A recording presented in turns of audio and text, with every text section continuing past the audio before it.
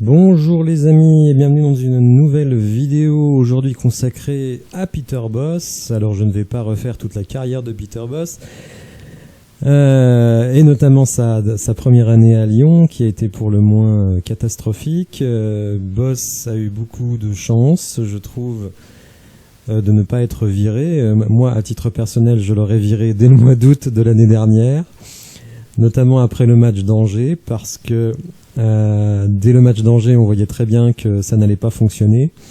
Non pas à cause du 3-0, mais surtout, si on se souvient bien du match, à la mi-temps, on était mené 1-0, donc le coach a l'occasion à la mi-temps de remobiliser son groupe.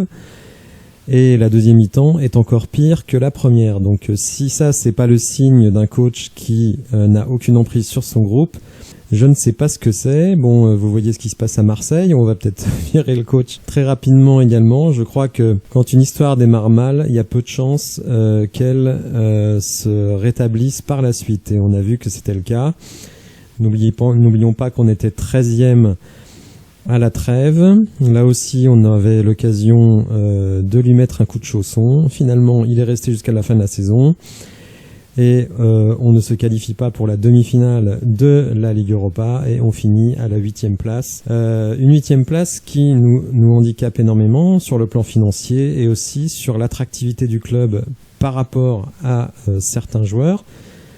Et peut-être le fait de garder des joueurs, je pense évidemment notamment à Paqueta. Bien, c'est le passé, on fait avec, le coach est toujours là, même si, il faut bien le dire, beaucoup de supporters, même si Bosz avait une cote absolue chez 90% des supporters, on va dire que cette cote est nettement entamée et qu'il ne jouit plus désormais d'un blanc-seing pour faire tout ce qu'il veut et ne pas assumer des résultats très mauvais. Alors d'autant que on a un début de championnat qui évidemment est à double tranchant parce qu'on va jouer, on va le voir dans quelques instants, des équipes, on va dire plutôt du bas de tableau. Et juste avant la première trêve internationale, on aura deux gros matchs face à Monaco et le Paris Saint-Germain. Donc évidemment, après les 8 premiers matchs, on aura une vision, je pense, assez claire de ce qui va se passer cette saison. Parce que je ne vois pas pourquoi on aurait une révolution ensuite. Mais de toute façon, je pense que le crédit de Peter Bosz est déjà très entamé et que si le début de saison n'est pas à la hauteur, il sautera. Alors moi je lui laisse 8 matchs, mais peut-être qu'il en aura moins, peut-être qu'il en aura que 5, c'est-à-dire le mois d'août. Donc vous avez à l'écran le calendrier de l'OL donc sur les 8 premiers matchs, donc avant la première trêve internationale. Donc on voit qu'on va commencer dans 2 jours face à Ajaccio, un promu. On se déplacera à Lorient le 14. Ensuite réception de Troyes. Déplacement à Reims, donc un déplacement toujours très compliqué. Je me souviens notamment d'un match que j'avais été voir à Reims, assez immonde. On avait perdu 1-0, c'était à l'époque de Genesio, c'était calamiteux.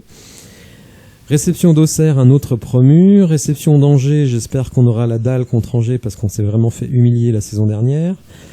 Et ensuite, déplacement à Monaco et réception du Paris Saint-Germain. Finalement, ce calendrier, je dirais, va crescendo puisqu'on commence vraiment par l'équipe le plus petit budget, on finit par le plus gros budget. C'est toujours un peu présomptueux de faire des prédictions de points puisqu'on n'a pas encore vu jouer les équipes, et notamment la nôtre dans le contexte Ligue 1 cette saison. Mais je vais quand même essayer de fixer un objectif de points pour l'OL et donc pour Peter Bosz. Donc je pense que ce n'est pas fou d'envisager que l'OL gagne ses 4 matchs à domicile face à Ajaccio, Troyes, Auxerre et Angers. Et ce n'est pas fou d'imaginer que Lyon aille gagner à Lorient. Même si Lorient a un nouveau coach. Ce coach, c'est Régis Lebris, qui est décrit comme un génie. Eh oui, ni plus ni moins, un génie, par les génies eux-mêmes de l'afterfoot. Donc évidemment, il faut qu'on soit très attentif, puisque là, on a affaire à du très lourd sur le plan intellectuel. Donc attention à Lorient, mais bon, malgré tout, il y a la qualité des joueurs, il y a le budget, et Lyon doit prendre 3 points à Lorient. Alors concernant Reims, je m'estimerais heureux si on ramène un match nul de Reims. Oui, je sais, c'est pas très ambitieux, mais c'est une équipe qui est extrêmement délicate à jouer. C'est l'équipe qui court le plus en Ligue 1, enfin du moins la saison passée. Et donc c'est une équipe qui peut être très très embêtante, qui alors certes a perdu son attaquant vedette Ekitike, mais qui est toujours très très pénible à jouer. À Monaco, évidemment, ça va être très compliqué puisque moi je mets Monaco à la 2e place dans mes pronostics de la saison. Donc aller jouer chez eux, c'est très difficile, même si on a de très belles victoires à Monaco. Donc si on prend un point à Monaco, là aussi, je serai plutôt content. Enfin, le PSG. Évidemment, on souhaite une victoire. C'est une évidence.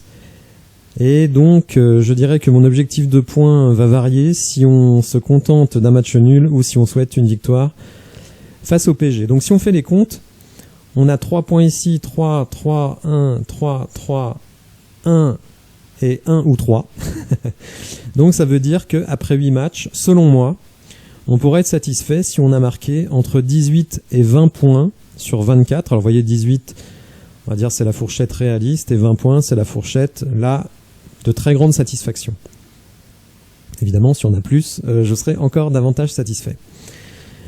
Donc selon moi, Peter Bosz, à l'issue de ces 8 matchs-là, s'il n'a pas au moins 18 points, pour moi, il sera déjà en échec. Alors contrairement à la saison passée, Peter Bosz ne peut pas arguer du fait qu'il n'a pas pu faire une préparation pleine. Il a eu son effectif complet de bout en bout. Alors on peut toujours améliorer les choses, mais il a fait 2 choix très très forts qui ne sont pas forcément validés par les supporters. C'est en défense centrale, puisqu'il décide de titulariser Thiago Mendes. Et là je pense qu'énormément de supporters, dont moi, ont de gros doutes sur la viabilité de Thiago Mendes en défense centrale. Selon moi, un défenseur central, ça devrait être la priorité du recrutement de l'OL, avec un remplaçant en latéral droit. Et deuxième choix très fort de Peter Bosz, c'est de faire confiance à Karl Toko Ekambi dans l'aile gauche. Et vous allez voir que Karl Toko Ekambi, comme Thiago Mendes, ont un totem d'immunité, c'est-à-dire qu'ils peuvent faire en gros à peu près ce qu'ils veulent. Peter Bosz leur fera toujours confiance. Et vous allez voir que une décision de Peter Bosz énoncée en conférence de presse ne va pas rassurer ceux qui ne sont pas convaincus par Karl Toko Ekambi. En effet, dans la conférence de presse, quand on lui parle du capitana, donc c'est Alexandre Lacazette le capitaine, ce n'est pas une surprise, et les co-capitaines sont Corentin Tolisso et Karl Toko Ekambi et Anthony Lopez. Ça fait plus d'1 an que je travaille avec Karl. Dans le vestiaire, c'est un leader. Donc, ceux qui espèrent que Karl Toko Ekambi sorte des petits papiers de Peter Bosz, se mettent le doigt dans l'œil. Karl Toko Ekambi est absolument intouchable dans l'effectif de Peter Bosz. Donc, c'est un choix qu'il fait, qui ne convainc pas les supporters. Et évidemment, si Karl Toko Ekambi est aussi maladroit qu'en préparation, c'est quelque chose qui pourrait être reproché à Peter Bosz. Alors, autre chose qui divise un peu et qui fait partie des choix forts de Peter Bosz, c'est le fameux 4-3-3. Je rappelle la saison passée qu'on avait commencé en 4-3-3 et que Peter Bosz avait abandonné ce système parce qu'on prenait trop de buts. Moi, je l'ai toujours dit, je préfère un 4-2-3-1. J'imagine mon 4-2-3-1, imaginez vous avez Tolisso et Le Penant à la récupération avec Lucas Paqueta en numéro 10, Tété, Karl Toko Ekambi dans les ailes. Franchement, pour moi, ça a plus de gueule. Donc ça, c'est le choix de Peter Bosz. Alors, l'équipe qui est à l'écran, c'est celle qui était alignée contre le Milan, donc l'Inter Milan. Ce sera exactement la même équipe contre Ajaccio, avec des différences sur les remplaçants, puisque Enrique, remplaçant de Tagliafico, est suspendu. Maxence Cacré n'est pas encore remis, Jeffrey Nadelaïd n'est pas encore remis, et Romain Fèvre sera également absent sur blessure. Par contre, il y a une petite incertitude sur Corentin Tolisso. Donc on pourrait très bien imaginer que si Tolisso joue, il joue à la place d'Oussem Aouar. Oussem Aouar qui est en partance.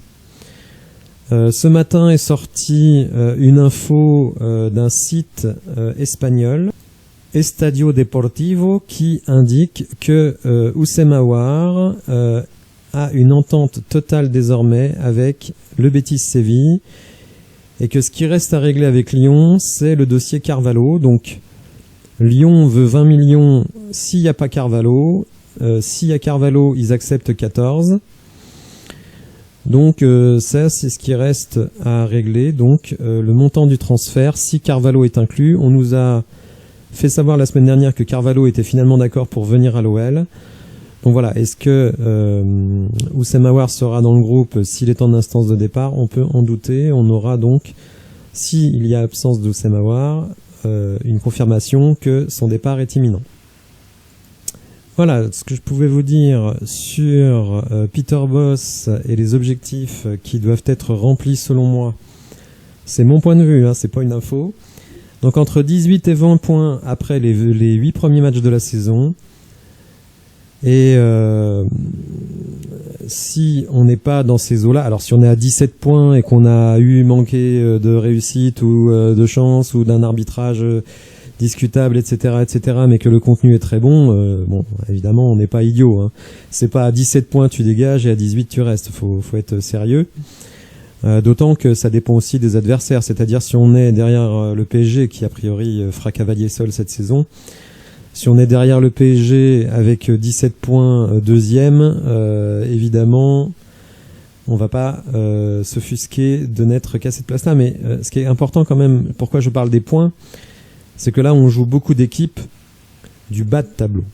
Hein, hormis avec Monaco et PSG, c'est 6 équipes qui sont plutôt prévues pour être dans la deuxième partie du tableau. Donc après, vous allez jouer des Nice, vous allez jouer Rennes, et Rennes nous a laissé un goût très amer l'année dernière. Vous allez jouer Marseille, etc. Donc ce sera pas Lens, évidemment, qui sera notre premier adversaire au retour de la trêve internationale. Donc évidemment, il faut absolument faire le carton plein de points déjà contre les petites équipes et après évidemment prendre des points face à nos adversaires directs.